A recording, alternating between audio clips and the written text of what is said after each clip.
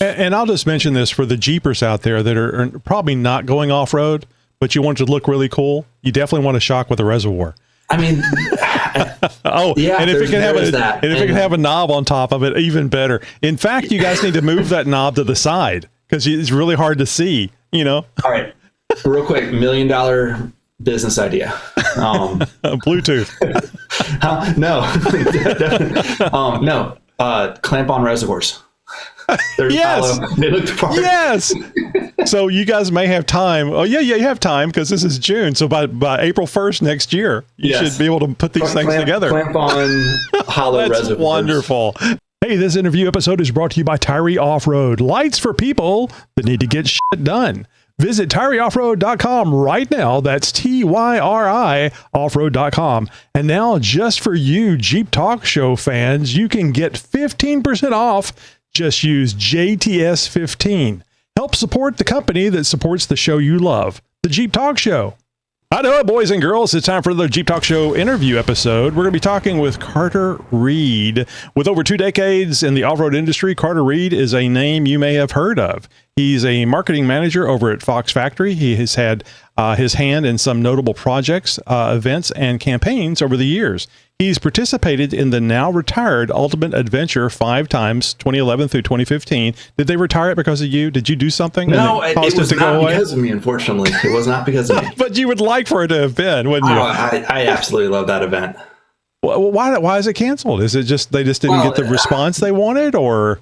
No, I mean, it evolved over the years, and different people ran it, different magazine titles ran it, and then eventually I hate to say the parent company killed it, but the parent company killed it. So for what it's worth, it is still going on unofficially by a lot of the same people. There is the Unreal, I think it's called Unreal Adventure now. So it's still UA, but different, same guys, just kind of doing it on their own. So, well, good. I'm glad to hear it's going on. Well, and this is something that we were talking about before we started the thing about, I was telling you that we're now doing advertisements and stuff and making some money. People don't care for it. I understand. I hate ads. But at some point you got to make some money to keep things going. And that's probably what happened to the Ultimate Adventure. They just weren't seeing enough income to keep that thing going. It's a lot of stuff you have to put into that. Even if it's not money, it's time. Investment. Yeah, it's a big investment for the magazine or for the title, for the publication. It's a big investment for the advertisers to be a part of it. The price just kept going up there. We would build a vehicle every year, which if we want to get the mirror always screws me up, but that was a Comanche we had built a few years ago. Oh, we're going to talk about it. Yeah, we're going to talk more about that. We'll probably get into that. But that was a Comanche we built for one of our brands, Zone Off-Road, just to do something cool and outrageous. And it was kind of like, in a way, it started the MJ craze. It was the time it was like this. We got them a dime a dozen. We bought a couple of them just to build a couple good ones. Mm-hmm. And we built it for Ultimate Adventure. It's got all kinds of fun stuff on there. For those that don't know what UA was, it was a week-long or 8-day adventure. You camped out of your vehicle. You had to have spare parts, food. I mean, you stopped for fuel along the way, but it was about 1,200 to 1,200 miles of driving in your off-road vehicle across multiple states, camping out of your vehicle. Oh my goodness! If you broke, you had to fix it and keep up with the group. And you didn't know what the next day was going to be until you had the morning meeting and found out, hey, it's going to be a 500-mile road day, or it's going to be we're hitting this, level 8 trail that's going to work you and break your vehicle, and then we're going to do another 300 miles after that. So it was a cool experience. The magazines covered it. There was always a video put out by it. Me growing up, just being the guy that read all the off-road magazines and just lived for it. It was like a dream come true to get to do on Ultimate Adventure, meet all the cronies that, I'd one day I'll meet these guys and getting to hang out with them and wheel and fix vehicles. And I learned so much from them. It was a really cool experience. Yeah. That's a shame that it's not official anymore, but the fun continues. So, so in the Ultimate Adventure, you were piloting a variety of unique, iconic Jeep builds from trade shows to trail rides. Carter has long been immersed in every facet of the off-road world. You poor bastard. It's a tough life. It's current to be the guy reading all the magazines that one day I'll get to do this, to, hey, we need to go out to Moab for a week to do this. Okay. When you were reading those magazines, did anybody ever knock on the door and say, "Are you doing something? Or are you just getting a ring around your butt?" No, actually, my dad handed me the magazine, so just. But no, it was cool because, just people like Christian Hazel. I used to write letters to Christian Hazel and pictures of stuff I was working on. Occasionally, would get published in the back of Four Wheel and Off Road, like the sideways section. We would send stuff into Four Wheeler to the different groups. So yeah, it was cool to we love hearing from people here on the show. So I imagine that was gold, seeing that stuff, especially when you're writing to somebody. So from there, I've had a few vehicles that have been actually featured in magazines. One of which, the Comanche. Sorry, I keep pointing the wrong way. The Comanche's been featured. A few of the other ones. So yeah, it's been a really cool ride that I've had within this industry. I've been in it for about 20 years now, between working retail at an off-road shop and then working for Fox for the last 15 years. I think it would be cool to have an interview episode where I literally do the intro through the entire 30 to 45 minutes. I go back to the pace going through the intro has been kind of going that way. It's my fault. I have to ask questions as I go. So anyway, continuing, his current fleet reflects his lifestyle, the lime green zone Project MJ, a long travel 40-inch tire equipped Comanche. Oh yeah. So this is why you guys need to watch us on YouTube, or Rumble, either one. A Super Duty on 38s for towing. Did the video screw up? Did the green Comanche just throw up the green screen? Oh, it may have, but it's not being recorded that way, so you're good. Okay, good. But I'm just going to say red would have been a better color. Just saying. Super Duty on 38s for towing, because why not? And a Toyota Sakona on 37s for family adventures. You guys need to sell tires, because you spent a bunch of money on tires. Yes, I have. Yeah, sure could use a sponsor right about now. No, yeah, and it's part of the lifestyle. It's funny because in the neighborhood, I'm that guy that has all the lifted vehicles out front. Oh yeah. Definitely stands out in the neighborhood I live in. So you're crazy, but the guys will still come over there with a drink in their hand, going, "So what you doing there? Is that a Phillips or a Flathead you're using?" Yeah. All right, and if you ask favorite wheeling destination, without hesitation, Moab, Utah. I've been there twice. I love it. I do not mind the 19 hours getting there. I mean, once you get out of Texas, things look a lot different, which is nice. And drive a bit through Colorado, which is very nice. But rolling into Moab, oh my God! It's every time. It just gets you every time. You're landing on another planet. Is the best way I can tell you. So he says, without hesitation, Moab, just not during the chaos of major events. I've only been during EJS. I had no problem with it at all. So it's just Moab's great anytime. Yeah. But you hit the trail for Easter Jeep, and it's nothing against Red Rock four-wheelers or anything, but the trails are all clogged up. So you can hit maybe 1 or 2 trails a day. You get to a tight area and it's like, well, someone's broken on Pritchett. Here's another 5 hours of my life just sitting here waiting for it. I get it. Stuff happens. Oh, I can see that happening when there's a break. You go out, I've been out there a few times where it's just like, there's no event going on. I can run 4 or 5 trails in a day, and you're just running laps wherever you want. Everything's open. Everything's, just available. And it's just, totally different experience. We get about 30 Jeeps out there for the Jeep Talk Show, and again, what you said. No offense against Red Rock, but we don't deal with that aspect of it because we just go to the trails we want to go to, and 4 or 5 trails a day. But that is during EJS. So, and the only reason I bring that up is I want to make sure people understand that you can do what the hell you want to do at EJS, even during EJS, and still have the fun of seeing all the Jeeps. Seeing the Jeep concept vehicles, all that, and do absolutely. Yeah, no, and again, don't get me wrong there. It's a great anytime, and there's so many extra things that happen during Easter Jeep Week, which is obviously the week leading up to Easter. Free pizza. Pizzas, I mean, we always the steak, the prime rib, candy pizza. But and really, the pro tip for that is, as soon as you get in town, if you're going to go that week, get the little newsletter they put out, because they have a map that says every day what trails are. Oh, that's a great idea. Yeah. Yeah. And so you can actually figure out your trail list when you get there based on what the club is going to be using and actually closing off for their event. So you can pick your trail days and kind of around them and find a bunch of open stuff. Oh, and if you don't want to go up there with the Jeep Talk Show and hang out with us, perfectly reasonable. You can always go through the Red Rock people. I mean, especially if you're going by yourself, it's a great way of. the Red Rock puts together a great event for beginners and even intermediate and experienced wheelers. But it's very curated, which a lot of people want.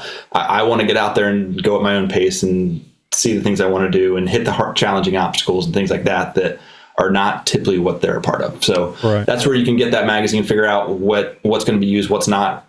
Get a group of people. Obviously, don't ever go wheeling alone. You never want to do that. No. But you can't if you don't have friends or you've been shunned by everybody. You can go to the Red Rock and go with those guys. Is what I'm telling you. Yeah, absolutely. I've had people reach out to me after going to Moab and they wanted to know what my configuration was because they'd love to go, but they need to know what they need, what build they need to be able to accomplish it. And I tell them you don't need anything other than a Jeep. And a proper Jeep, a Wrangler or a Gladiator. Yeah. Well, that's a great point. And again, another tick mark to the Red Rock four-wheelers who do a great job. Like their website has all the trail ratings of what all the individual trails are. There's tons of videos out there to show what people doing, having a dash cam to show you the obstacles on the trail. But they rate all the trails 1 to 10 of difficulty. So you can kind of figure out, hey, Hell's Revenge is a 7. Well, the whole trail's not a 7. There's a couple 7 difficulty obstacles, and then most of it's like a 4. But you can kind of figure out based on what your Jeep is capable of, how it's equipped. And they'll tell you should have lockers, you should have 35-inch tires, you should have sway bar disconnects. All these different things are kind of listed out for you to make it a pleasurable experience for someone that's even new to it. Mm-hmm. I probably told you this last time. Oh, and by the way, if you'd like to see the prior interview that we did, you can go back to January 17th, 2025 this year and see. Was it that long ago? Yeah, it seems like this the other day. It feels like yesterday. Yeah. So anyway, what I was going to tell you is that I went to EJS for the first time in 2023. Greg Henderson, unofficial use only, was part of a ride on Metal Masher. He was actually a trail lead. And were we doing trail cleanup that day? It was, I can't remember if that was on Monday or not. I think because we did do the tread lightly thing. I think that's where I saw you guys. Okay. It was funny. They said they couldn't believe the number of people that we had out there. I was very proud of that. I still get teased about not helping. I said, I'm the media guy. I got to take pictures and talk to people, you know? But anyway, so we were up on Metal Masher. It was a Quadratec. I don't remember. I think it was Quadratec Tread Lightly, but I forget. I know Quadratec was part of that group putting it on. So it was a invite only. And we went up there on Metal Masher. But the day before, where everybody meets, I think at the top of Zach's and mingles and stuff. Yeah. And so I was talking to somebody. I said, "Yeah, I'm going on Metal Masher tomorrow." Oh, what do you got? And I told him Gladiator, 2-inch lift, blah blah blah blah. And he says, "Oh, I don't know if I would go up there with that. That sounds kind of rough." And I said, "Well, Greg Henderson, unofficial use only, invited me. He says you can do it in a stock Jeep." He goes, "Is Greg a friend of yours?" Does he want you to fail? So I'm nervous going on Metal Masher. Well, yeah, and there's a lot to say. It wasn't bad, especially. No. I mean, 35s, 2.5-inch, 2-inch Mopar lift with the Fox shocks that came on there, the 2.0s, I think, or the 2-inch perfect. I had no problems. That Gladiator did wonderful out there. Now, I didn't go over the things that are like level 10 or anything, but yeah, and there's a lot to say for that. Of it's as much the vehicle as it is the driver. Yeah.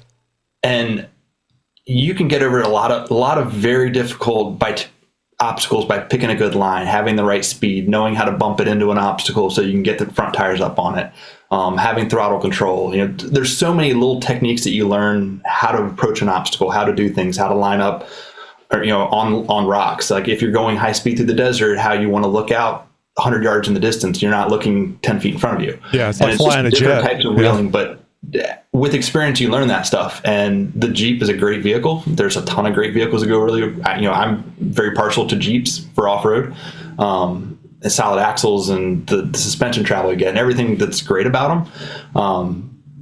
But a lot of it's the driver. Like a lot of it's just as you get experience driving vehicles. Funny side topic. I've had this joke going with friends for years now that I want to just get a bunch of riding lawnmowers, pull the decks off them, and go wheeling in those. Just make it just something goofy and fun. Just hit some trails in those. And I had this idea, and I was kind of planning out with friends. Then I saw Fred Williams had done it years ago on Dirt Every Day. I was of course, that so bastard.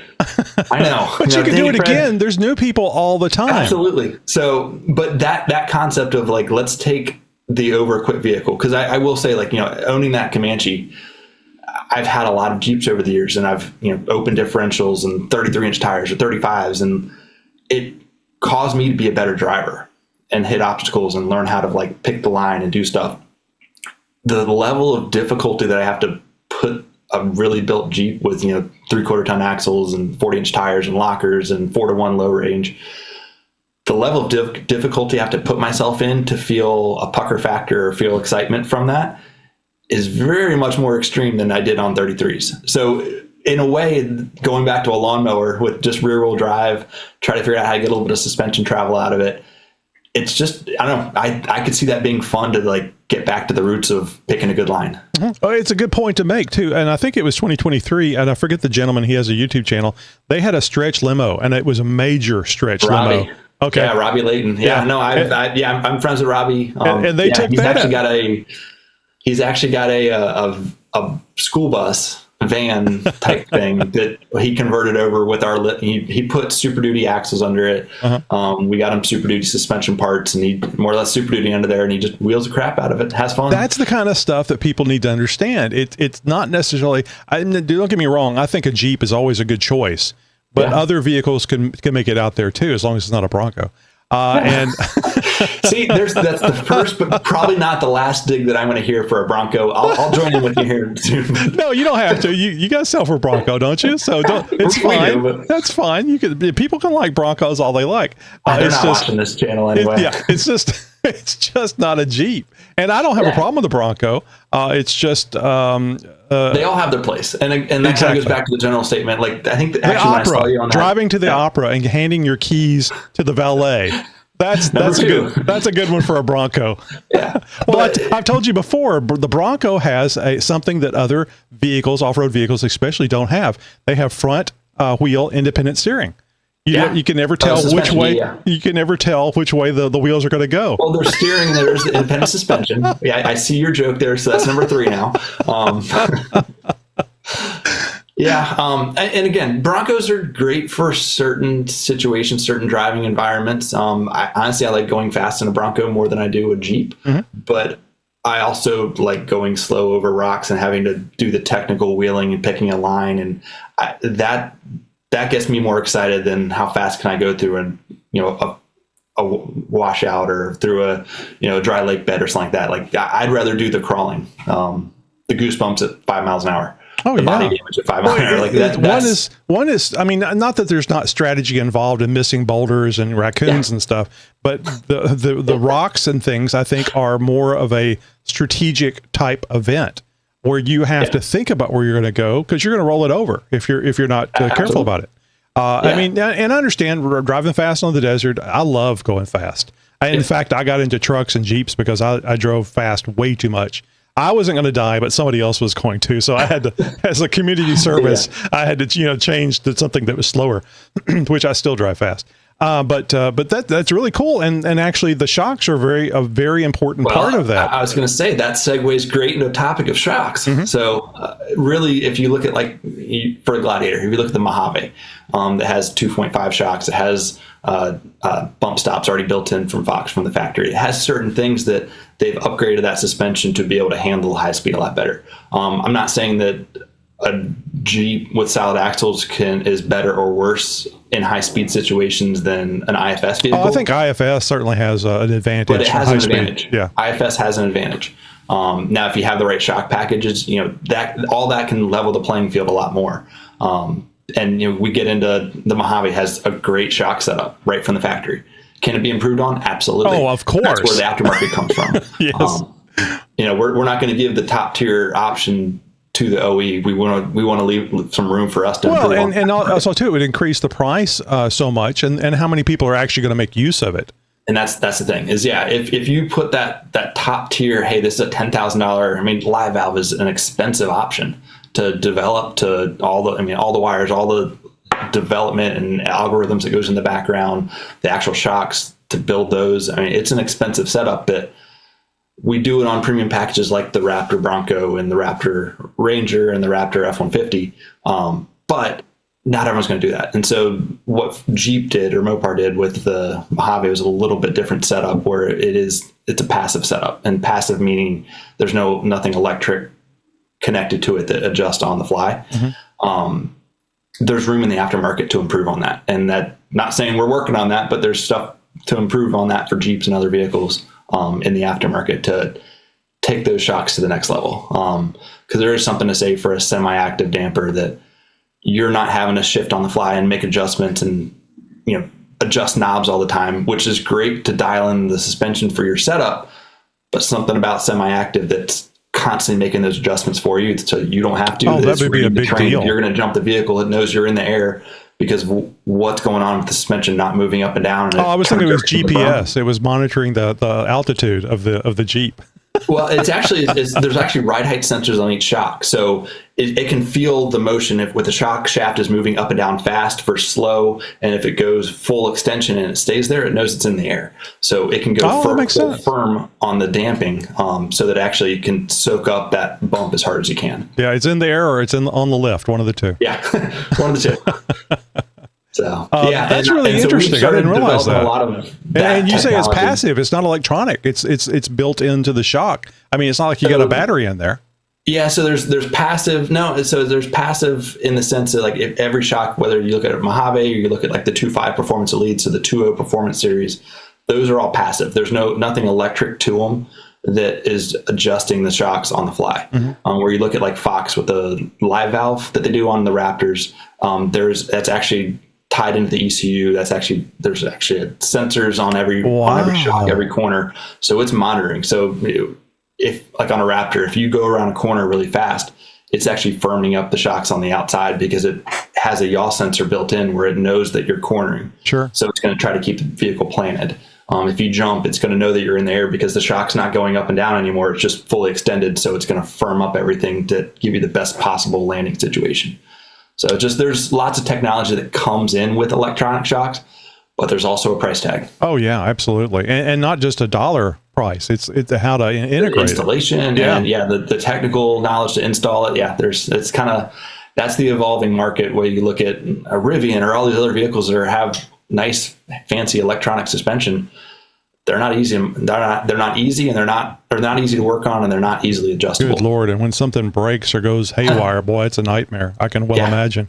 So I was for an old trusty set of leaf springs. Oh yeah. So I was going to make a joke about I have the thing I did for cornering was just put a full skid system on the Gladiator. So it's just like a solid plate on there. So all that weight holds it down. And it dawned on me.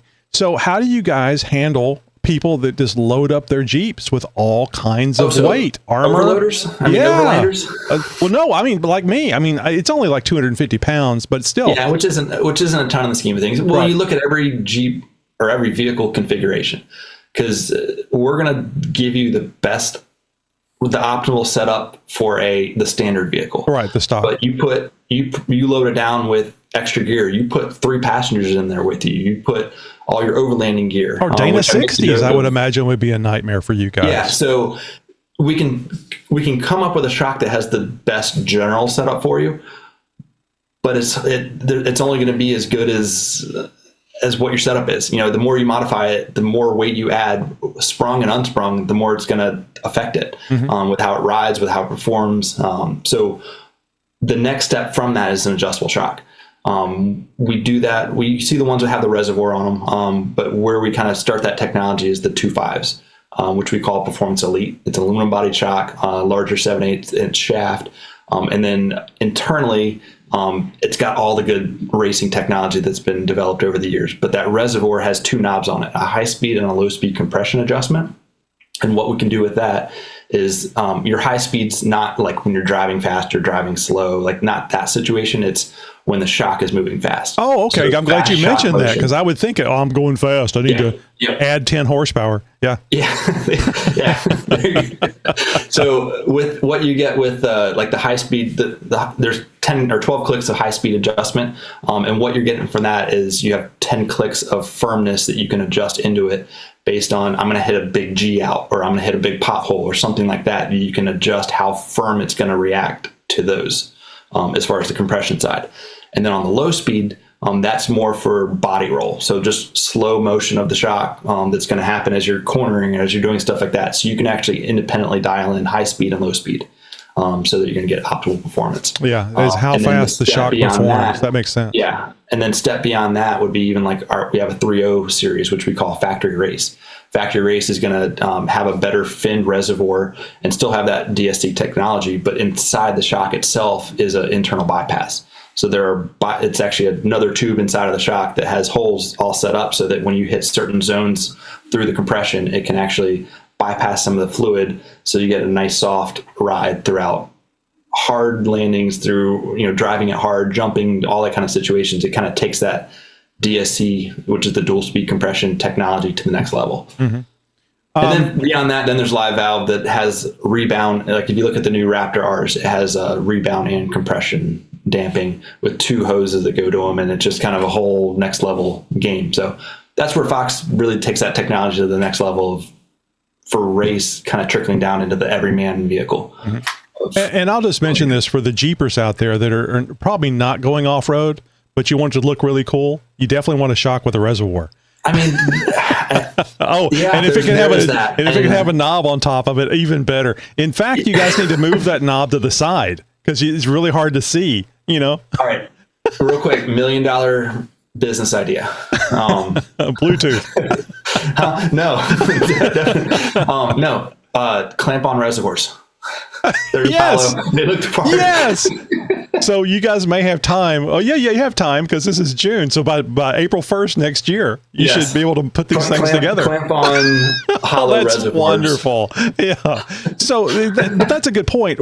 I do not have reservoirs on my shocks. I mean, I have the ones that came with the Mopar lift, and they're great. They're huge. Do you have the 2.0s or the 2.5s? Because we offer both options. I don't recall. I thought it was a 2.0, but it's whatever came with the Mopar kit about like in 2021, I think is when I put that lift on. I believe those are 2.5s. Maybe. They're huge. The factory Rubicon has a 2.0 Performance Series shock on it from a few years ago around that time. And then the Mopar kits were doing a 2.5, which is just a little bit larger body for extra fluid capacity. Right.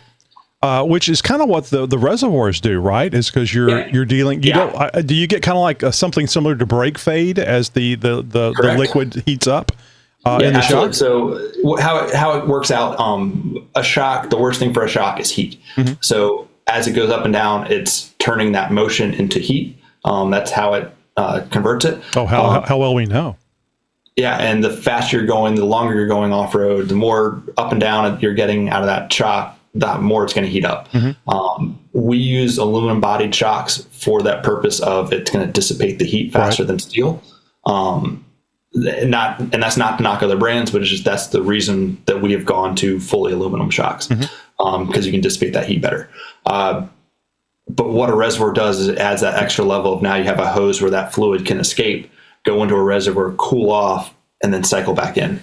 So it helps keep that shock cool longer. Is it going to ride better? In theory, it's going to ride exactly the same if you're on the road. But it's going to ride better as the fluid heats up. So if you didn't have that extra fluid, as you go off road fast and start heating up that shock fluid, that's where it's going to dissipate that heat better, because it can get out and you're not going to have that fade. So correct me on this.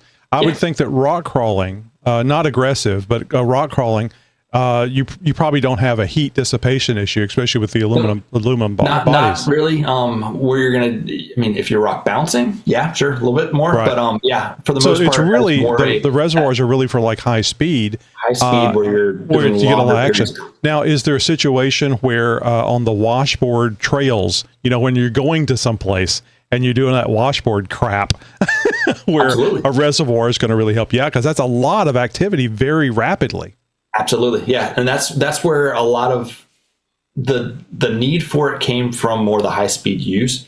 but there are practical applications for even on road that they'll benefit from. But you're never going to see. And I hate to say, don't buy the Resi shocks. You're not going to get your value out of them. But you're never going to see the full benefit of what that shock is capable of unless you're using it and more for high speeds or longer durations where you're going off road and using that suspension and cycling it a lot. Mm-hmm. So there's always benefits to a bigger shock, a nicer shock, more features, more adjustability, all that kind of stuff for on and off road, but you're never going to see that performance. You're not in Tehran, are you? Because I hear an airplane. You're not in Tehran, are you? No, sorry. Because you might need to evacuate. We got into this last meeting too. I live about 2 miles from an Air Force base. That's the good stuff, man. Luckily, there's not a carrier coming in because it's constantly all day long. But yeah, so you're going to get that. We say around here we love the jet noise. Well, and then everybody else says, huh? Yeah. So anyway, right so washboards would be good. And I would imagine too, on the ones with the knobs on it, you can set, I mean, you probably won't think about it till you hit the washboard, but you could get out and adjust those shocks to minimize that washboard. Absolutely. And what I tell most people when they're trying to set up their shocks, so where do I want to be? And honestly, it's a personal preference. How you like the vehicle to ride, how you're going to load it. There's no right or wrong. Typically, you want the left and the right to be matching. Like both fronts are the same, both rears are the same as far as how you tune them. Mm-hmm. But really, it's your preference. And that's kind of how that technology was built, of like everyone's going to want it to be a little bit softer and plusher in certain situations, or I want it to be firm when I'm going around corners. And we give you the adjustability that you can dial that in for your preference. So is there a little line on those adjustable shocks where it says Bronco? Was that 4, right? Is that 4? Number 4 or 5? So you can go, the Broncos ride so smooth. And you go, Bronco, yeah. But you could do something like that. You could really make it soft and pleasurable to ride. Maybe you're driving 20 hours like me going to Moab. And I mean, the Gladiator is wonderful just the way it is. But if it was even smoother, that would be nice too. Speaking of the Gladiator, and I want to hit this really quick so we can get on to some of this other stuff. But obviously, I like shopping. I like talking to the people that have the stuff I want about stuff for the Gladiator. So I went and looked up the Jeep Gladiator and Wrangler 2.5 Performance Elite Series. You've mentioned the Elite Series here a couple of times. It has the Reservoir. It has the much coveted knobs, adjustment knobs. Not just one, but 2. 2, high speed and low speed.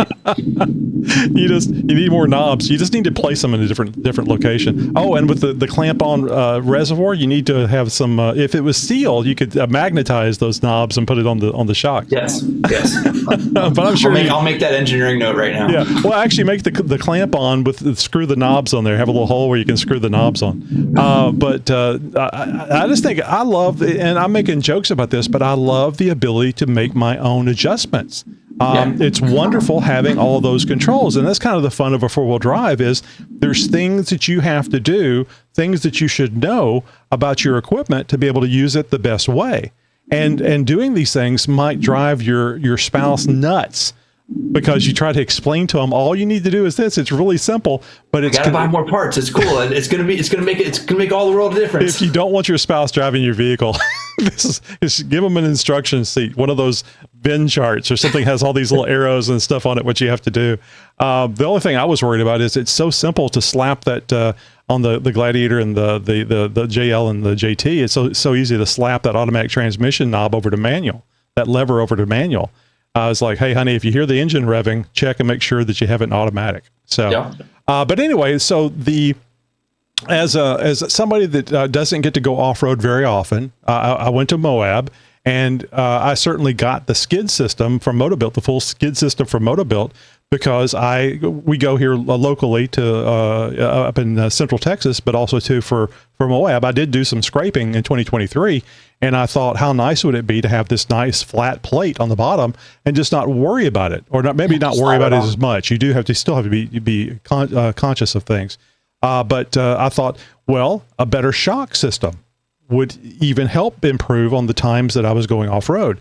So I noticed that you don't have any adjustables, and correct me on this, you don't have any adjustable shocks that aren't ones with the Reservoir. Is that correct? So Yeah, it kind of goes hand in hand. You need that adjustment. The way we do it, you need that adjustment on the shock itself. Okay. Yep. So, yeah, and kind of back to your point on the skid plates, it kind of brings up an interesting topic there of the upsides and downsides of skid plates, but even just how you customize your Jeep. And I think it's worth, a lot of us know this, but like everyone's needs are going to be different. The terrain they have nearby where they're going to go hit the trails. Some people might not have a ton of, rocks and stuff they're going to scrape underneath, that you want to put high clearance skid plates. You're going to want to put skid plates underneath the shocks, things like that. There's such thing as over accessorizing a Jeep. Oh, absolutely. And I'm working towards that. Yeah, well, and if I can make a plea, no ducks, please. They do not make your Jeep have an extra 5 horsepower. They do not make it cooler. Blasphemy! I'm an anti-Jeep guy, but hey, more power to them if they want to do it. Okay. Well, I mean, it's so funny. We were talking about, lower end Jeeps or ones that aren't modified as much. We've got a Jeep Talk Show team member that has a 392. He loves it. Wheeled with him in 2023, and it was great. And he has it on the 37s and blah, blah, blah, blah, blah, blah, blah, all kinds of crap. And it was fun keeping up with him while we were driving out to, because he's in Texas as well.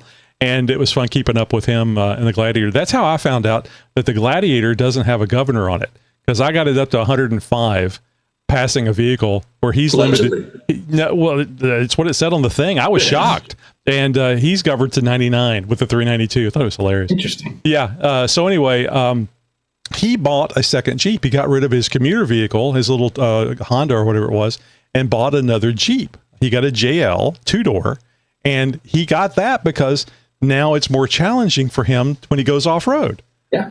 And back to the lawnmower statement. Yeah, exactly. And of course, he's starting to build that one up too, but it's still not the same as the 392 that he has. You're right. I can well imagine that and people need to understand this. You've lived it, where you have this high-end Comanche, and I won't say it's taken the fun away. It's taken away the challenge as far as just the easy things. I mean, the things that were concerning. It's like being on a ride. Everybody likes the roller coaster that's really big, goes really fast, drops you 1,000 feet at 600 miles an hour, and it's exciting. It's the same. I think it is the same type of thing with going off road. And you want something bigger and better. And once you get there, it's like, okay, now it's what? Cool. It's just there's a lot more risk involved to get that pucker factor, because I think that adrenaline rush. That's a good point. You get when you're because you're doing more challenging things. And gravity is going to win on occasion. Yeah, it's an ongoing battle. Yeah. I warned you. I wanted to talk to you a little bit about some of the things that RideFox has. RideFox.com, by the way. I forgot to mention that. So I was surprised to see that you guys do bicycle stuff. I mean, it makes sense, but I was really surprised that that's really cool. Yeah. So Fox Factory in general is a massive company. I mean, I think there's 9. They went public in 2009, 10, or somewhere around there. Mm-hmm. And with that, they've started acquiring some companies as they grow. We're not doing it quite to the level that some of the other industry giants are doing, where they're just buying up and gobbling up everybody. Yeah, I'm not going to say any names there. Oh, Real Truck's an advertiser here. We love them. They can do no wrong. There's certain. I will say there's a certain level of, like, as you start buying up a bunch of companies, which is kind of the industry trend right now, the personal touch of the company and just the way they operate, you have to operate like a bigger company. Oh, I love dealing with people that own the company. I mean, Steve, Power Tank, it wouldn't be the same company if Steve sold it to somebody. It's neat talking to the guy that started this stuff in his garage and still has the business and still runs it the way he runs it. It's nice. Yeah, so that's been one of our ongoing things. Is as we've grown, there's been more companies acquired, we've tried to keep that personal touch of the individual brands. That's hard. Yeah, and it's a challenge. It's an ongoing challenge, and you have to, the customer service side of it, you have to keep at. Just the way you operate, the communications, all those kind of things. There's always that temptation to treat it like a big company, mm-hmm. and just kind of whitewash everything of same. Everyone's going to get the same treatment. Here, I'll give you a situation people don't like. Hello, this is Dried Fox tech support. How can I help you? Yeah, no, we still have a call bank of sales reps in Michigan that if you call JKS, if you call BDS, if you call Zone Off-Road, you're going to get a real person. Oh, I love JKS. And you call into the number, you don't go through the phone bank and all that The quick disconnects, I definitely went with that on my Sport because I didn't have the electronic one. And I think the quick disconnects, manual quick disconnects, are so much better. Just make sure you take a rubber mallet with you. Well, there's that. And there's something to say for make sure you're on level ground when you're putting them back on. Exactly. I was like, man, I'm still flexed out, but I can't get them back on. I'm like, well, drive up a little farther where you're flat. But yeah, and I mean, it's an awesome design and I love hearing Jim Rep. If you've ever had a conversation with him about how the Rubicon came together, I love hearing him tell that story of they took some Jeeps and they said, hey, secretly, let's quietly put lockers in one of them. Let's put mud terrain tires on one. Let's do a 4-to-1 transfer case and put a couple of execs in there and see. And all of a sudden, the execs are like, "Man, those guys were having so much fun." Yeah, they were having so much fun, especially and not telling everybody about it. Yeah, and they proved it rather than say, "Hey, I really want to do this package that is going to be $5,000 or $10,000 more expensive, whatever it was when it first came out." And rather than just asking them and knowing that they're going to get shot down, they took them to a trail around a bunch of enthusiasts and showed what the vehicle was capable of with those modifications. And that's what greenlit the Rubicon. Like, just such an amazing story that honestly, I don't even know where we're going with that, but it's just a cool story. No, that's fine. It's a conversation. We're here to encourage people to listen. So this is perfect.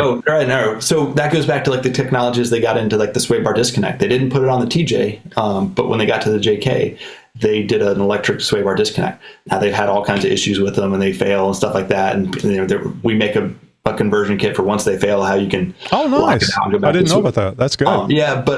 But it's the cool technology. It's kind of advancing what the vehicle is capable of at the OE level, which is incredible. Well, that's the cool thing about Jeep. They don't just they got the greatest off-road vehicle in the world. They don't just stop innovating, and that's wonderful. And actually, this is going to be my Bronco reference. I was about to do it if you didn't. Yeah, because I think we got the V8 because of the Bronco. We did the V8 and the Wrangler, which we've all been wanting in a while. I mean, we can't afford it, but we all wanted it in there. Yeah, well, and there's something to say, and the Bronco has its place. I'm sure you're going to say where that place is, but the Bronco has its place. But what I think that did for Jeep was push this level of competitiveness that it brought the V8 to the market. It brought other, the Mojave. It brought these other little things. Oh, absolutely. Yeah, I thought about the Mojave too because of the high speed nature of it. Yeah, it brought Jeep. It challenged Jeep to have to step their game up, and not that the Bronco's better, but just it all of a sudden they're not the only contender. Well, by the way, I asked Grok the other day because there was something I was watching and they were talking about the Bronco and stuff, and I'll ask Grok, which is better, the modern day Wrangler or the modern day Bronco? I didn't want to talk about the old ones because the 60 ones were just cool.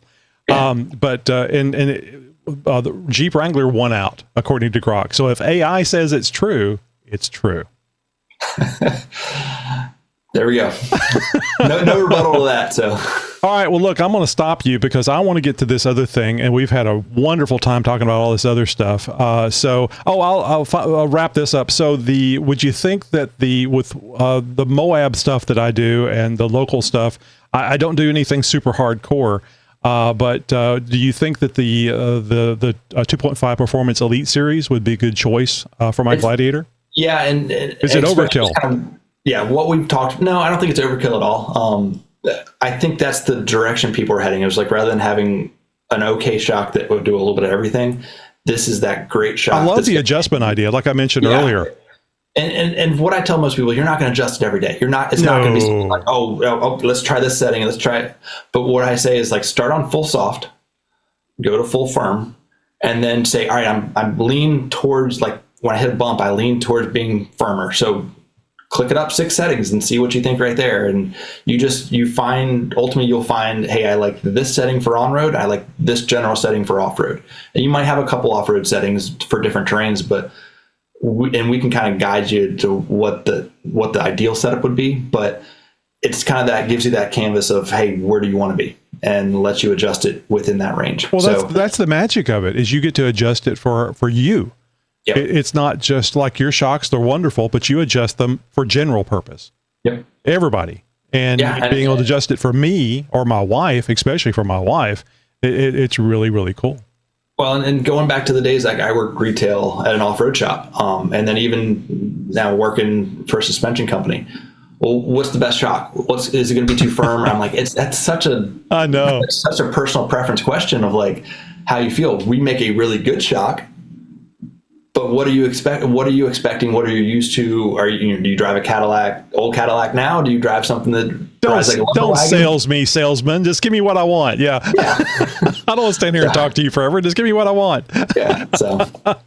So that's where that kind of back to the beauty of an adjustable shock is you can dial in that for your preferences. Mm-hmm. So I just love the whole idea of adjustability. And you're right. It's not something you adjust all the time. It's just you find where you like it and you set it there. But on those outside chances, like you're on a washboard road or something, and you say, "Oh, enough of this," and you pull over and you make some adjustments. And just so everybody understands, the adjustments are on each shock. So when you make an adjustment, you're not doing it through an app. You're not doing it on one. You go to all four corners where the shocks are located and make the same adjustment. So, and it's important to say that like you can't screw it up. If you don't like it, the easiest way is to turn it full left, which is go back to full soft, and then turn it up again. Like turn the clicks until you find it where you want it again. Like there's no, you're not going to break it. You're not going to, I screwed up the factory settings. I don't know how to get it back. No, just turn it full left, get it soft, and then say no 12 clicks is what the adjustment you have on the high speed. 10 clicks is what you have on the low speed. So just if you know that 5 clicks in and 4 clicks in is where you would like to be, it's easy to reset it and do it. So I would not tell anybody I did so, and certainly you guys aren't going to have a Bronco setting, but maybe you guys should have a little cheat card. Where you can, we do, yeah. We have that. Bronco, we have videos online that kind of talk you through how to make that factory adjustment. I'm making a joke, but I think you have to have a Bronco setting for the Jeep people that would like to know what it feels like to drive a Bronco without being seen in a Bronco. There we go. That's like 5 or 6. That was a duel. I think that's number 6. Okay, so anyway, let me get you over to the thing that I really wanted to talk to you about, which is we talked a little bit about it already, but the Jeep Comanche, the 1990 Jeep Comanche. MJ, if you guys don't know what the 2-liter designator is for that. So I was looking through the specs on this thing, and I was going to give a nice round of applause because the engine is a 4.0. I mean, it's a stroker, so it's bigger than a 4.0. Yeah. But the basis, the basic was it is a 4.0 engine, the same engine that came in the Gladiators. I mean, not the Gladiators, the Wranglers, Cherokees, everything at the time. So that one may have had a 2.5 in it. I don't know. I don't care. It's got a golden 4.6 liter stroker in it now, 270 horsepower, 320 torque. I want to mention that second number again, 320 torque. That's great. Now, those are small numbers considering modern day engines. But with how that vehicle is used, it's doing a lot of low end grunt when I'm in the rocks. I've also got a TJ Rubicon transfer case on there, so I've got 4-to-1 that mates right up to that AX15. So you need to update that because it says transfer case MP231 and with SYE. It's a 241 rock track out of a TJ Rubicon. Oh, okay, yeah. Yep. So I got 4-to-1, and then I think my favorite feature with all of that. Because I do so much in the rocks, we have a hand throttle on it, so I can throttle it up, and I can still kind of 2-foot wheel, even though there's 3 pedals. I can still. Sure, you don't have to pay attention to one of the 3 pedals, right? Yeah. So just it's made it a lot easier to do rocks with the manual transmission. So I don't see it here. What did you guys do for clutch? Is it the heavy duty flywheel and all the rest of that from center force or whatever? Yeah, we're going back probably 12 years on that build. I want to say we put a center force in it. I got so excited when I interviewed center force and that's when I found out about the heavy duty flywheel. And I went, oh my God, that makes perfect sense. If you're off-road in a manual transmission, you want something that's not going to stall that. If I had had a heavy-duty flywheel in my first vehicle, I would not have killed it so many times. Yeah. And it's fun. People jump in and they're like, "Wait, you have a manual Jeep?" Like, oh, I know. Didn't know this thing. Just at this point, it's just such how do you drive that?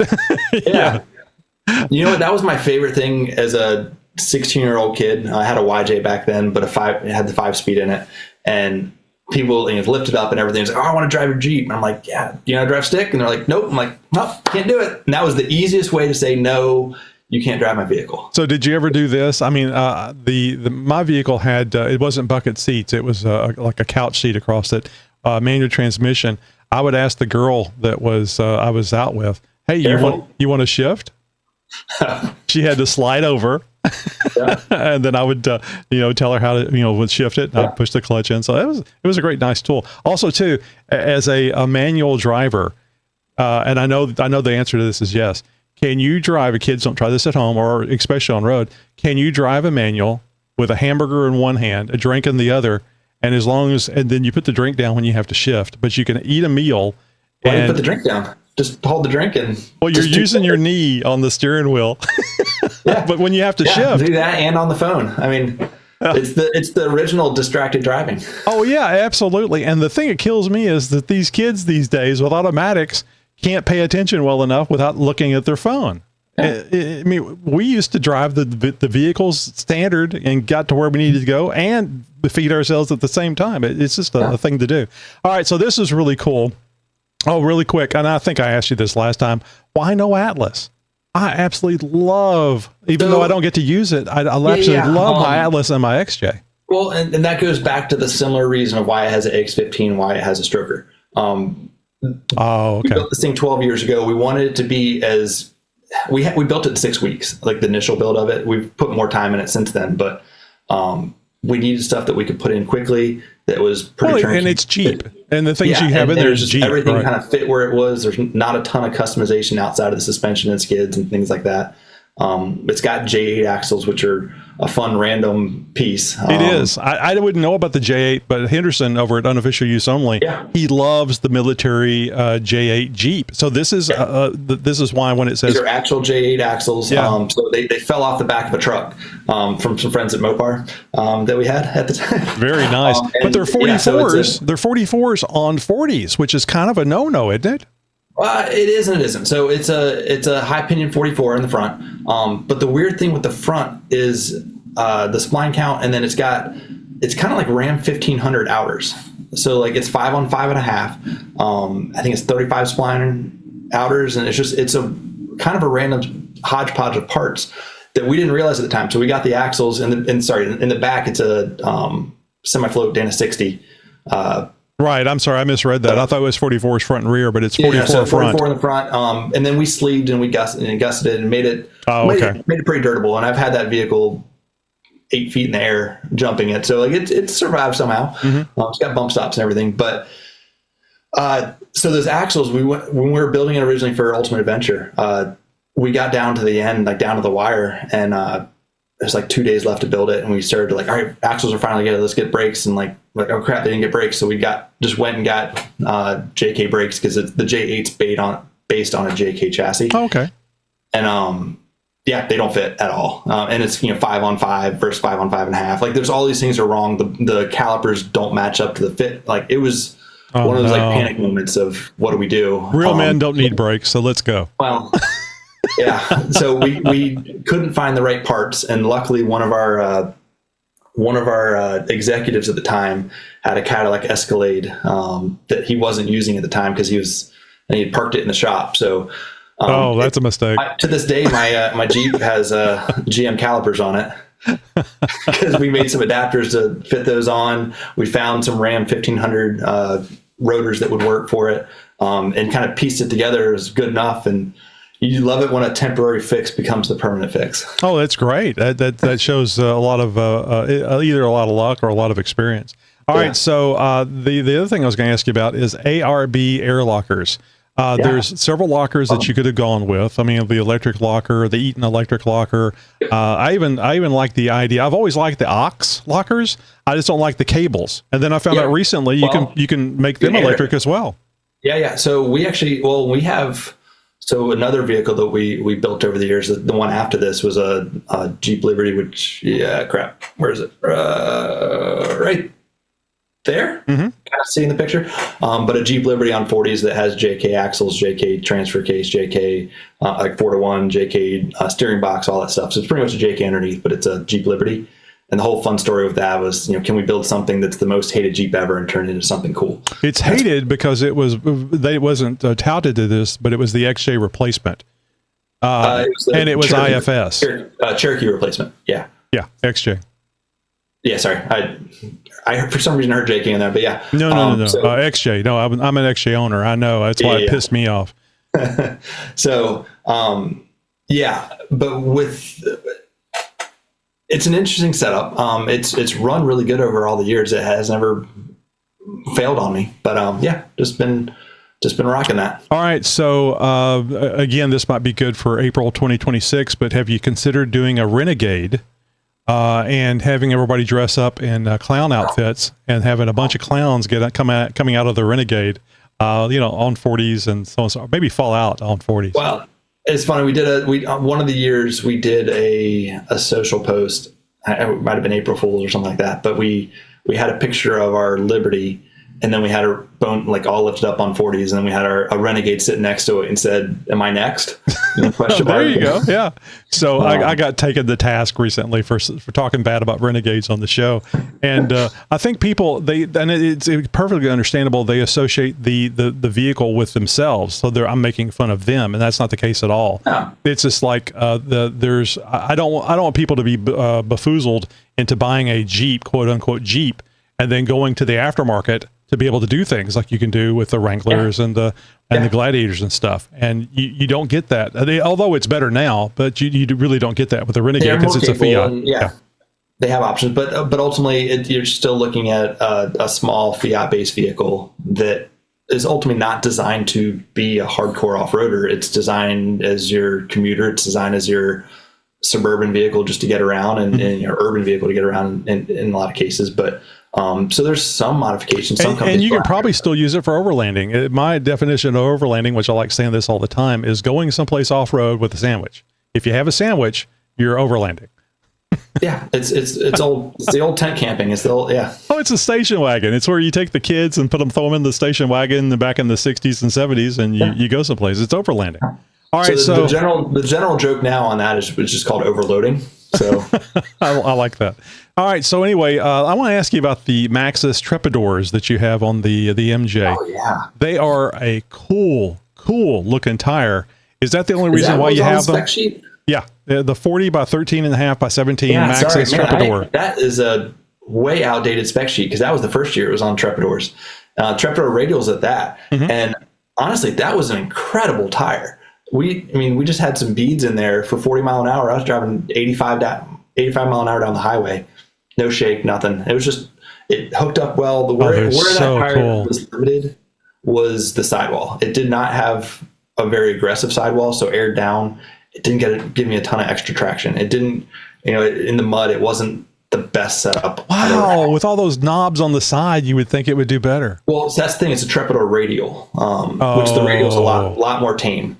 And then eventually it's still on them. 10 years later, I got a set of 40-inch Nitto mud grapplers. Gotcha. Which you can hear me coming from a mile away. Oh, that's perfect. I mean, I could tell when one of my kids was coming home in their Jeep TJ, I knew they were coming because I could hear, it wasn't modified exhaust. I could just hear the 4.0. The 4.0 has a sound to it. All right. So the wheels, and I love this, and I mentioned this. I mean, wheels are wheels, but you stuck with the 17 by 9s.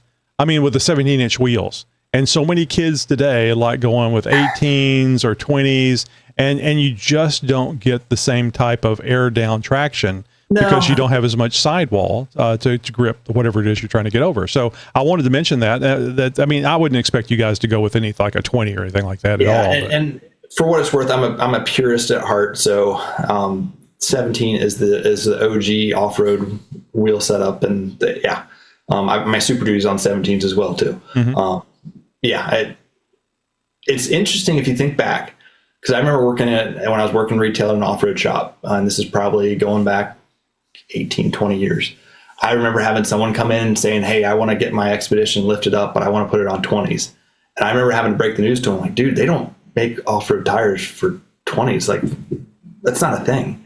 And it's crazy how much that market has evolved to where, you know, it's 30s or 32s. And like, it's just like, why? But that's what the market wants. And that's what, you know, customer wants. Well, the cool thing is when they go with the rubber band tires and all the wheels, now they need shocks to make the ride better. There is, yeah. Well, and I mean, that's such a good point to say is most people don't think about it this way, but your tires are your first shock. Yeah. When you hit a bump, they are going to absorb some of that impact and support the vehicle and help, you know, take down that harshness of the ride. And so there's something to say for, you know, difference in tire pressures. I mean, not just to be able to form around an obstacle so you can grab at it better, but just for comfort. If you're going off road, that's the immediate value you're going to get out of airing down. Oh, and here's a PSA. Never fill your tires to 100%. So when you're looking at the tire inflation, not a percentage thing. Yeah, I can't get it to go to 100, Captain. So I rated 100%, but this one's stuck at like 92%. I can't get any higher. Yeah, I mean, if you're getting kind of a hard ride from your vehicle, check the tire pressure. You need to look and see what the tire pressure should be for those tires and your weight vehicle. So absolutely, you're right. That is your first shock. Yep, go buy your door sticker of what's recommended. For one, because the TPMS sensors are all calibrated that way. But yeah, it's important. And then you don't put just because they have the right size. If it's a low grade F tire, don't put it on your Jeep. It's going to ride like crap. You know, and same thing to say. And I hate to say I'm failing where I say to don't do this, but my Jeep my Super Duty that is my tow rig is currently on a set of C's, just because they sent the wrong ones and I haven't gotten around to fixing it yet. All right. And so I'm on a set of low grade C tires, which are great for a TJ, but not for a Super Duty on 38s. It's a little spongy towing with. All right, and the last thing I want to talk about on this is the bead locks. Kudos for going with internal bead locks. Well, that was the OG setup. Yeah, we had a set of who is that? Stone, or I'm trying to think who the internal. That I hate to say it, but you're on a really old spec sheet. Well, it may say that. It may have been the original build that I was reading. Yeah, that was the original build. Currently, it's on a set of Walker Evans that has the actual ring that. Does it still have internal bead locks though? No, we took those off when we went to the Walkers because originally we couldn't get a. Because you can do suspenders and a belt. You don't. I mean. You don't have to do one or the other. Absolutely. But yeah, no, we really like that setup. For one, it was the styling of the beadlock, the ability to clamp it down and just know for sure. Oh yeah, the beadlocks are like the knobs and the reservoirs. You know, it looks really cool. I want beadlocks because I want to color match the ring. Oh yeah, I mean, I hate to say that people are face palming. The vanity is a thing too. So. Oh yeah, I love the Jeep looking good. I don't go out there and wash it and stuff, but if I can do stuff to make it look cool, absolutely. Yeah. But I have to have the functionality. All right, well, the internal bead locks, if people don't know, it's great because you're locking both sides of the tire, not just one. All right, so there's the original. Oh, can you see it? Probably there you go. There you go. Screen again, but that's the original setup. There's your Trepadors. Taco, I loved you so much. So that's on the Trepadors. It was just a 17x9 steel wheel that we had available that had the right back spacing. So we went with that for the original build, and kind of it was a 6-week build initially, and then from there we dialed it in to be a little bit more catered to how we were going to use the vehicle. We actually got the headlights to work. Did it break? Which was really fun the first year to not have one working headlight. Yeah. And that's it. Oh yeah. Did it just put a parrot on it? Did it break when you went on the Ultimate Adventure, that 6-week build? Massively. Okay. Yeah. I was hoping you were going to say no. Share some pictures because the first year was we were sleep deprived. We were trying to figure out the funniest thing with all this. Me and the other guy, Dave DeVormer, one of our engineers, he and I just kept dozing. Whoever wasn't driving was dozing off. And then it came to us by the second day, we were getting carbon monoxide poisoning because the it makes going to sleep so much easier. Yeah, it does. But we had a roll cage in there that went through the back window, so we didn't have back window glass. Right. It just was mesh because the roll cage went through, and then we had to cut out the floor so we could drop the bed over the cage that all tied in. And we hadn't patched that hole yet. So the exhaust was dumping right there. It was getting sucked up as we drove down the highway and coming into the cab. Great times. I got some of the best sleep I bet you had some crazy conversations too. Yeah. So it's like being at the bar, just with no tab. Thankfully you guys made it. Oh, and absolutely. And like the first day, I think we were going up a hill, and I broke a U joint, but I was on the throttle so heavy, and it was just sloppy mud, bouncing off trees trying to make it up, that as the U joint came around, it pressed out the lower ball joint, because that's what it does when you're at 4,000 RPMs, just getting that golden stroker. And it pressed out the lower ball joint, so the whole wheel assembly just kind of cocked out. So we got it tucked back in where it should have been. We tack welded the ball joint in there, and we made it the rest of UA. But yeah, it was a little touch and go there first day. So tell me if you changed this. The recovery gear, Warren Night Point 5 XP, which I'm assuming is a 9,500 pound winch. Yeah. Is that enough pulling power for that? We were deep in the mud, and that thing just pulls like a champ. I'm a big advocate for Warren products, and I love Warren, but I'm just thinking that the 9.5 may not have been enough. But of course, I don't know how heavy the vehicle is. The Jeep itself, I want to say it's like 5,500 pounds roughly. Mm-hmm. So it's all tires. It's all tires and axle modifications. Those mud grappers are not light either. Oh, is the I don't know this, so I'm going to ask you because you know the Comanche. Is it kind of like the Gladiator, where the back end is a frame, but the front end is unibody? Correct. Well, I mean, I said the Gladiator. The Gladiator's not unibody at all. It is like a Cherokee. Right. It mimics a Cherokee, and then when you get to the back, the bed can be pulled off. Common misconception: it's not the same leaf springs between a Cherokee and a Comanche. But with this one, as we built it up, we wanted to have tons of wheel travel. So we actually, as we did the 44 and the 60 in there, we put 14-inch travel coilovers at every corner. There's a sway bar on the back. There's no sway bar up front. But then we did a 4-link up front with a track bar, and then a triangulated 4-link in the back. I don't know for sure what the travel numbers are. I probably need to check that again. But I mean, it's I'd have to say it's probably in the 15 or 16 per corner. It's got a ton of travel. Did you do anything on and I think this has to be a yes, did you do anything to the unibody to stiffen it in the front? Yeah, that's the reason it weighs 5,500 pounds. Yeah, the whole unibody has been plated all the way down, which gives us a tie-in for all the suspension points, doing the long arm front rack. It's all that's been reinforced. I got frame stiffeners on the XJ, and I didn't know that it was flexing until I put the frame stiffeners on there, because it's like, this feels like I'm driving a one of those metal cars, little metal cars, or a Renegade maybe. It's just the piece around the steering box that's the most critical. I've replaced all that stuff. I got a sector shaft brace that ties in on both sides of the unibody. Yeah. Oh, it's there's so many wonderful things you can do to a Jeep. All right, well, crap. I think we're over an hour now. It's so much fun. I'm glad we had you back, and we just talked to you in January.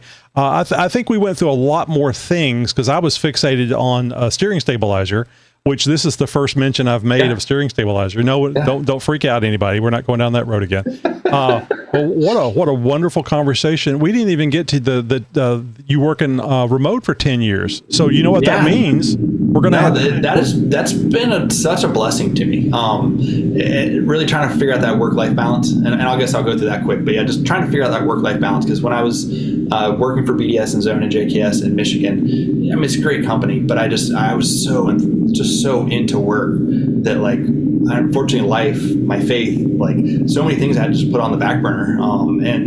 And it's nothing to fault the company. It's just, that's the work. Oh no, you made the decision to work there. You didn't have to, so you knew what you had to do. But it just became my life, and I was missing out on family. Some stuff came up to where ultimately I had to put family first. And so my wife and I moved back. We've since had 2 kids. We're right down the road from my parents and some of my siblings. So just having that close by, kind of getting my life in perspective from that end, and then even just my faith in perspective, that work is now a piece of it, but it's not all of it. And it just worked out really well for me to have all of that kind of in check. Well, it's great that you have a company that you can work it out that way, because a lot of companies don't allow that. And again, this wasn't something that worked itself out overnight. Is I had to make a plea to them to let me work remote, because at the time, this was 10 years ago, that wasn't a thing. Right. That's definitely not something that the company was offering. So I worked through it with them. I put in the time. I am on the road a ton for whether it be trade shows or wheeling trips, which, boo-hoo, have to go out for a wheeling trip. But there's a difference between doing it for work and just doing it on your own. There is. There's certain things that you have to hit when you're doing it for work. That might be something we get into. There is something to say for, I'm an enthusiast through and through, but when it becomes your work, it changes. Right. Everything, you look at things through the lens of, they expect me to be the camera guy, they expect me to be the PR guy, they expect me to be all these things. That it does, I hate to admit it, but it takes some of the fun out of it. Oh, yeah. Don't get me wrong, I still love it. And it's just, I can't be able to get paid and you for can't complain about it at all. No. Yeah. But it changes what it is for you. Sure. So, I still love it, still have a blast with it. I love being on the retail side. Have loved being on the industry side of this industry. So, of being on the manufacturing side. So, it's been great. I've kind of found my groove with work and life over the last 10 years, and it's just kind of humming along, just really enjoying it. Well, I hope you continue to do it until you retire. And when you go to retire, you can do all this stuff your own. Well, maybe you can start a podcast or a YouTube channel, and still work, but be doing it for yourself. All right. Yeah. So we've mentioned it a few times. You've mentioned it a few times. Tell us all the major companies that are part of Ride Fox. Yeah. So and there's a whole episode in itself. But yeah, Fox Factory has about 19 companies under its wing right now. Well, you have some major ones like BDS. So on the suspension side, there's BDS suspension, Zone Off-Road, JKS Manufacturing, which is going to be the main one that the Jeep community knows us for. And then we also own Baja Kits. That we have Ride Tech that does lowering trucks and old hot rods and stuff like that. Mm-hmm. We've got Method race wheels. We've got Fox shocks. And then we've got on the aftermarket side for automotive, we do things like shock therapy that does shock tuning. We have Upfit UTV. We've got turnkey vehicles for full turnkey vehicles like Black Widow and Rocky Ridge trucks that you might see on a deal a lot, that they do Jeep builds as well.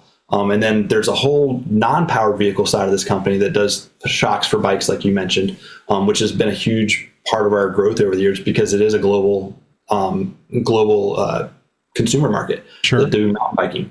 So between that, Marucci, the baseball bat company, we own them as well, because aluminum products, manufacturing, and specialty sports stuff. That's another. That came out when I was in Little League. The aluminum bats. It sounded so weird hitting the ball.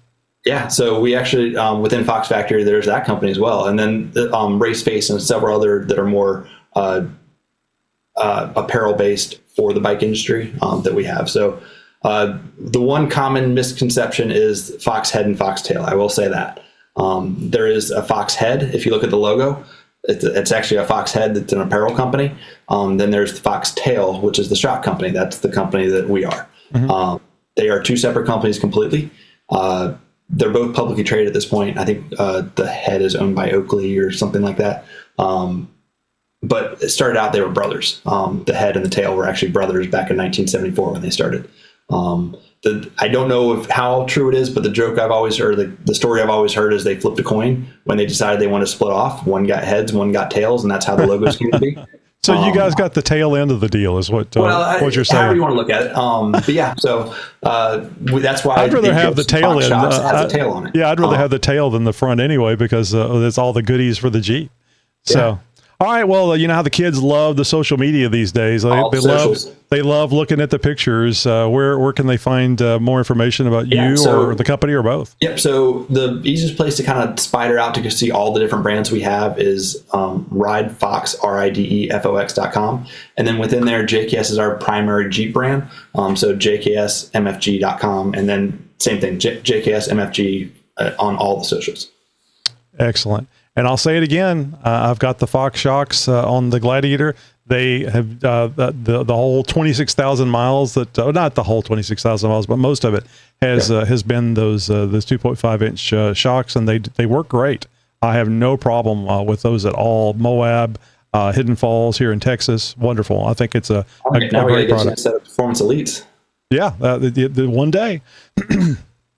All right, man. Well, I really appreciate it. Oh, and I was going to ask you, so there's another Carter in the FBI or someone like that, Carter Page. Does anybody give you a hard time about the name Carter? Have you thought about changing it to Karen or something? All the time, and Coach Carter, all these different things. But no. So. All right. Well, look him up, Carter Reed, rodfox.com. And thank you very much for being here. And I was going to tell you earlier, we didn't talk about the remote thing. You mentioned a little bit about it, but you're going to have to come back. And so we could talk more about that. Hopefully we can stay on point and actually talk about it, because all this other stuff is fun. I think this is the good sign when the conversation just flows in 100 different directions. Oh, it's so much fun. Yeah. I mean, there's tons of stuff we can talk about. And I feel like I've been in the industry long enough. There's so many just good nuggets on different topics it's great talking to you. Well, I'm not saying you're going to retire, but when you do retire, we can talk trash about all the things that have happened that you can't talk about right now. All the stuff that you've, the people and the people that did you wrong, maybe some of the people that did you right. No, it's all rainbows and butterflies. No, honestly, where I would love to, because like, the next time, if we can get into like the magazine world, and I would love to even just get like a magazine rep on here from the years, because like we can certainly set up something with three of us. Slept and breathed magazines. Like I've got just over here on the side, I've probably got 50 different magazines from the last 20 years that like I reference for old ads or reference for like how stuff was written, because I love freelance writing. I love all these kind of things, and just to see like how that has evolved over the last 20 years is just it's kind of heartbreaking, honestly. I was going to say, I mean, you got, it's just like pictures. Because I get it. People don't want to sit down and read a magazine and all that kind of stuff. But it's just, for being a guy that just loved that side of it so much and has had a few magazine covers, had a few features, that it's just, it's such a bummer to see that go away. Mm-hmm. Well, I mean, I think this has happened to most people, but you go to the bathroom and you forget your phone. If you had a magazine in there, you have a backup. Yeah. Yeah. All the magazines, and all the magazines in there. I mean, that magazine's been in there for 3 years. Oh, it doesn't matter. It's still, it's still interesting to see. Yeah. Especially the ads that were in the back. It was really cool. Whenever I had my 83 Chevrolet pickup, that's the only way I could see what was going on in the off-road world. Yeah. And because there was no internet, of course, back then, at least not for the public. All right, Carter, thank you. Thank you so much for being here, and really appreciate it. Fun conversation, and seriously, got to have you back, and we'll get you back sooner than, what has it been, 6 months or so? Yeah. So let me know. When you have time. I know you're busy. Always got time for you. All right, man. Thanks a lot. Broadcasting since 2010. You're my friend. You're my new friend.